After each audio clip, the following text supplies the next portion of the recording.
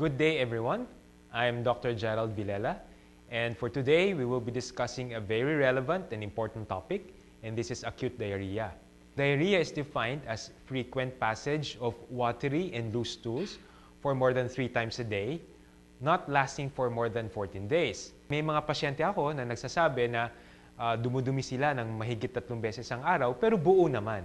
So itong mga ganitong pagkakataon, hindi natin pwedeng tawagin itong diarrhea. May ibang mga pasyente na nagpupunta rin sa akin who's complaining of vomiting. Now, kadalasan ito ang kasama ng pagdadiarrhea. Sometimes, fever is also associated with it. What are the consequences of diarrhea? Most of the time, the patient would complain of dehydration. So how do we prevent diarrhea?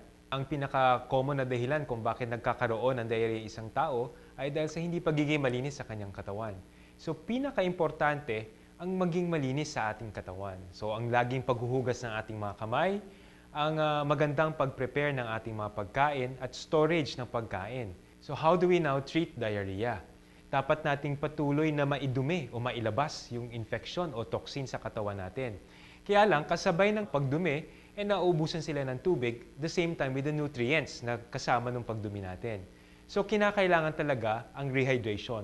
Palaging uminom ng tubig. At the same time, we should avoid eating fatty foods or oily foods, spicy food, o yung mga pagkain masyadong matatamis at masyadong maaasim sapagkat ito ay pwedeng lalo magdulot ng diarrhea. Dapat lagi tayo nagpapalit at umiinom ng tubig. Meron pong mga nabibili na tinatawag ng oral rehydrating solution na pwede nyo siyang inumin kapag kayo nagda-diarrhea. Kadalasan ng diarrhea ay hindi po nadadala sa hospital. It can only be managed